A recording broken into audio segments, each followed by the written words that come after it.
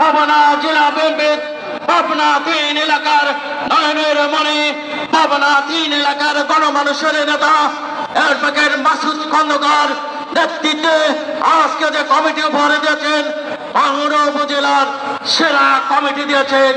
কারণ আজকে যে কমিটি দিয়েছেন, আজকে যে ভাঙ্গুড়া উপজেলার কমিটিতে সম্মানিত আহ্বায়ক হয়েছেন, তিনি ছিলেন পাবনা ভাঙ্গুড়া উপজেলার সাবেক উপজেলা চেয়ারম্যান, সাবেক উপজেলা বিএনপির সাধারণ সম্পাদক, সাবেক উপজেলা বিএনপির সদস্য সচিব, বর্তমান কমিটির আহ্বায়ক, যোগ্য নেতাকে আজকে পাবনা জেলা বিএনপির আজকে আহ্বায়ক কমিটি উপহার দিয়েছেন।